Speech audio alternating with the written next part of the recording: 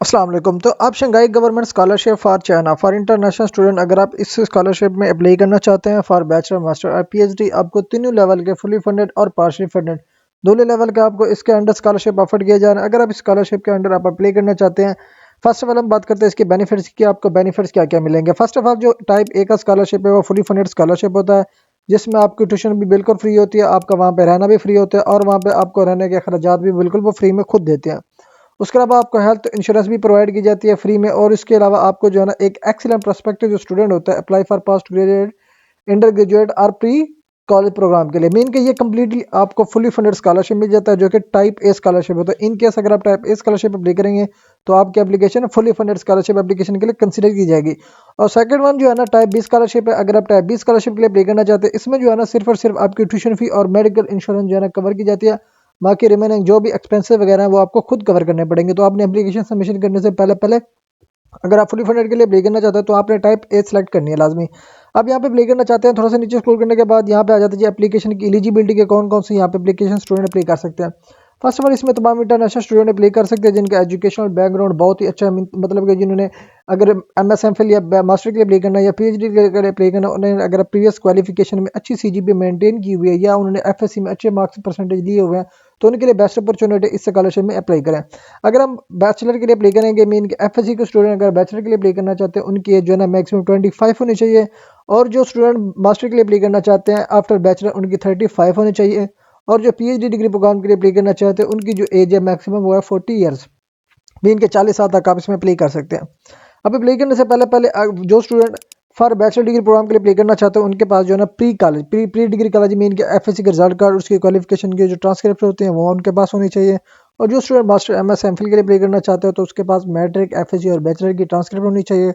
और जो पीएचडी के लिए अप्लाई करेगा तो उसके पास मैट्रिक बैचलर और एफएससी और एमएस एमफिल की डिग्रीज उनके पास ऑलरेडी होना चाहिए। उसके अलावा आपका एकेडमिक बैकग्राउंड जो है अच्छा होना चाहिए, लैंग्वेज प्रोफिशिएंसी आपके पास होनी चाहिए। और उसके अलावा आपको जो है ना जनरली जो है ना एचएस के लेवल 4 ये आपको देना पड़ेगा। ये लेकिन डिपेंड करता है कौन सी यूनिवर्सिटी आप सेलेक्ट करेंगे, कौन सी यूनिवर्सिटी, हर यूनिवर्सिटी की डिफरेंट रिक्वायरमेंट होगी। इस स्कॉलरशिप के अंडर आपने जो भी यूनिवर्सिटी स्पेसिफिक सेलेक्ट करनी है, आपने उसी यूनिवर्सिटी को विजिट करना है, उसकी जो जिस यूनिवर्सिटी में आपने कोर्स सेलेक्ट करना है उस कोर्स की requirement eligibility documentation complete check करने के बाद ही आपने उस स्पेसिफिक यूनिवर्सिटी को टारगेट करके अपनी एप्लीकेशन सबमिट करनी है।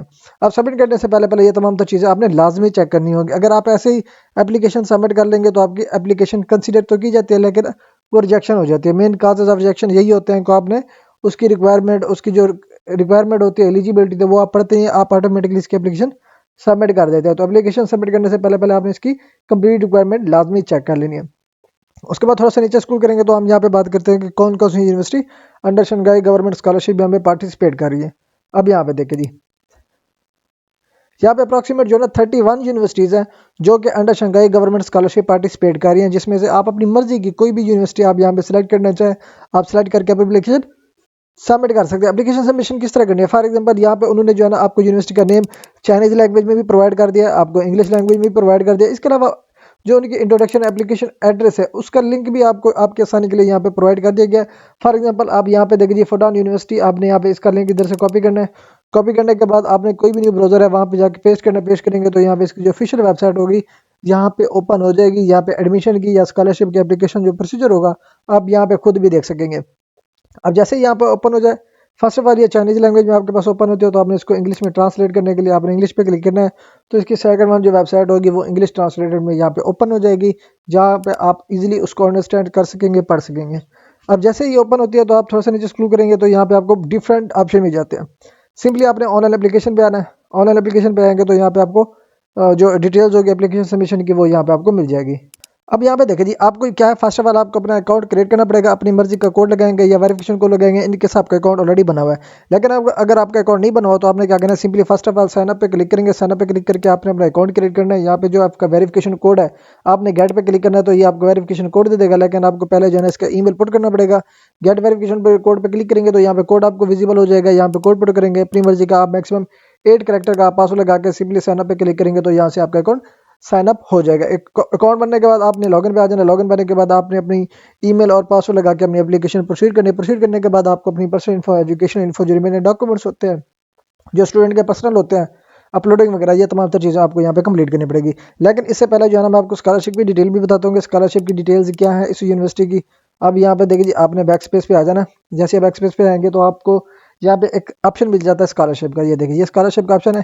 इस पे क्लिक करेंगे तो यहाँ पे आपको स्कॉलरशिप की जो इस यूनिवर्सिटी स्पेसिफिक डिटेल होगी वो भी यहाँ पे आपको मिल जाएगी।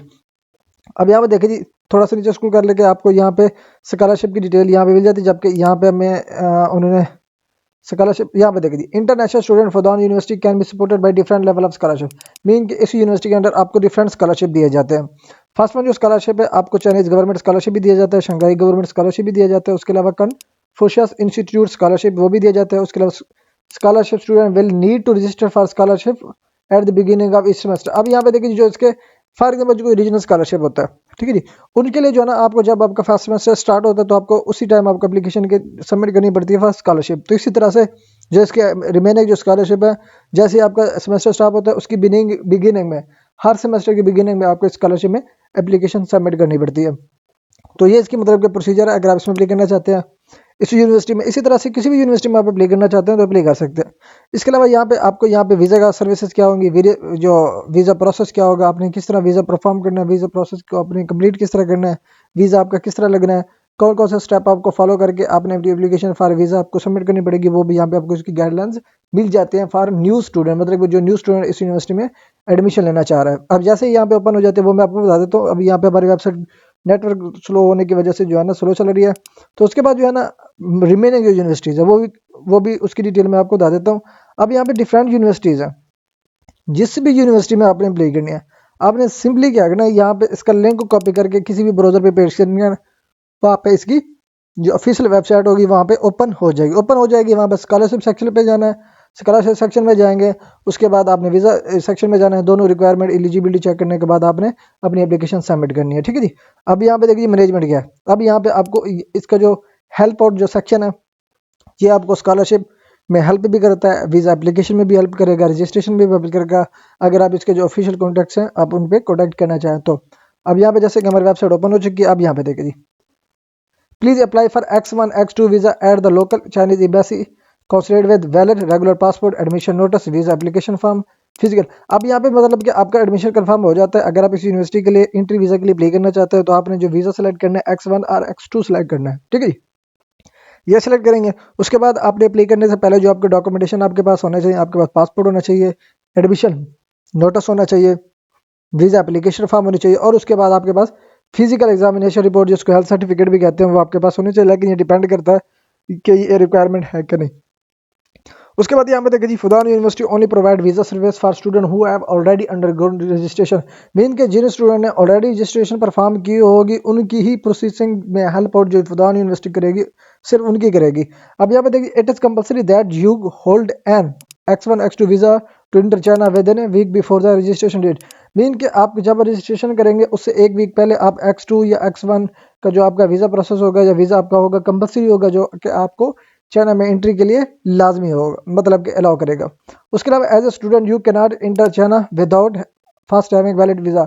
मीन कि अगर आपने चाइना में किसी भी यूनिवर्सिटी में अगर आपका एडमिशन कंफर्म हो जाता है, एडमिशन कंफर्मेशन के बाद जब तक आपका वीज़ा वैलिड नहीं होगा, वीज़ा के लिए अप्लाई नहीं करेंगे, वीज़ा आपका अप्रूव नहीं होगा, जब तक आपका वीज़ा कंफर्म नहीं हो जाता, आपकी डेट एंड एंट्री स्टार्ट नहीं हो जाती, आप तब तक के लिए एडमिशन की बेस पे चाहे आपका एडमिशन कंफर्म ही क्यों ना हो, आप चाइना में इंटर नहीं हो सकते। तो ये तमाम तो चीज़ें आपने लाजमी कंफर्म करनी है।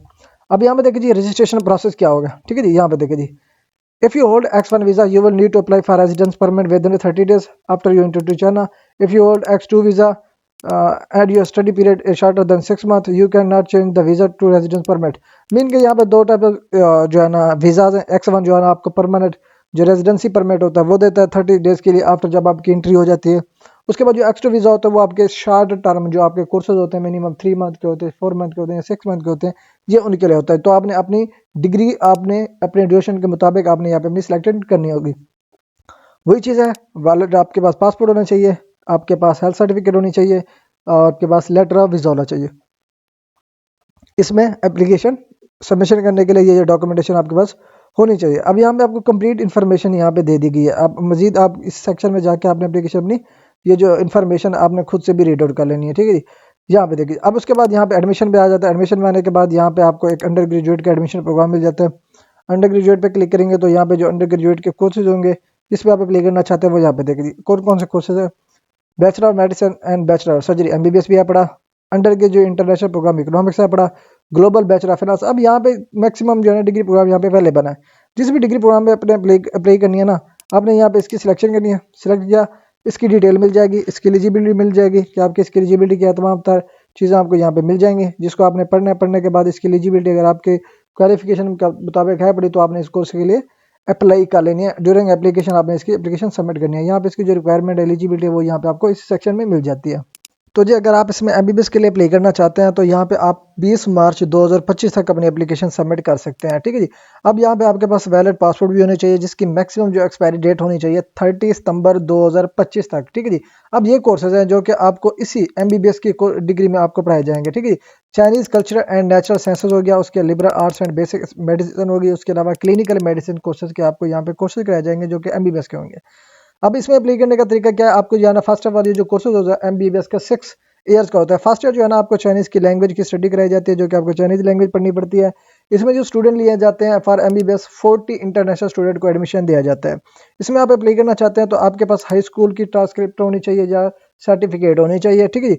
उसके अलावा आप थोड़ा सा नीचे स्कूल करेंगे तो इसको मजीद रिक्वायरमेंट भी आपको यहाँ पे मिल जाएगी जो कि डिटेल्स होगी जो कि आपने इसको आपने खुद से पढ़ना है तो पढ़ लेना है। ठीक है जी। इसमें अगर आप अप्लाई करने का सोच रहे हैं फॉर एमबीबीएस। अब यहाँ पे एप्लीकेशन का प्रोसीजर क्या होगा वो भी मैं आपको बता देता हूँ। इस सेक्शन में जैसे कि आपने क्लिक किया, सेक्शन पे आके आपने यहाँ पे एक आपको लिंक भी जाता है। इस लिंक को आपने क्या करना है, सिंपली यहाँ से करना है कॉपी। कॉपी करने के बाद यहाँ पे आपके पेस्ट करना है। पेस्ट करेंगे तो यहाँ से इसके एप्लीकेशन का जो सेक्शन होगा फॉर एमबीबीएस स्कॉलरशिप, अब यहाँ से आपने अपनी एप्लीकेशन प्रोसीड कर लेनी है।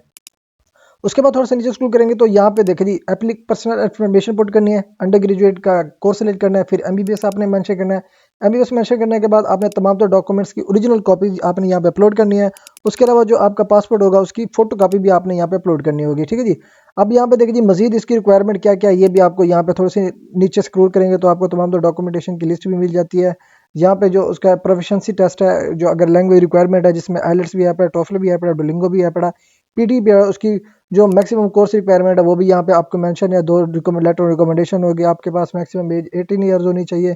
तो ये तमाम तर मतलब कि आपको रिक्वायरमेंट डिटेल्स यहाँ पे मिल जाती है। अगर मैं ये तमाम डिटेल आपको बताता चलूँ तो आपकी अप्रॉक्सीमेट जो वीडियो जो है ना घंटे तक पहुँच जाएगी। तो आपने फर्स्ट ऑफ ऑल जो आपको लिंक यहाँ पे प्रोवाइड दिया कर दिया जाए ना, तो आपने क्या करना होता है उसी को कंप्लीट डॉक्यूमेंट्स को आपने अपनी तरफ से पढ़ना होता है। आपने इस कंप्लीट डॉक्यूमेंट्स को अगर आप एमबीबीएस के लिए अप्लाई करना चाहते हैं तो आपने इसको कंप्लीट पढ़ने के बाद आपने अपनी डॉक्यूमेंटेशन की एवोल्यूशन करनी है।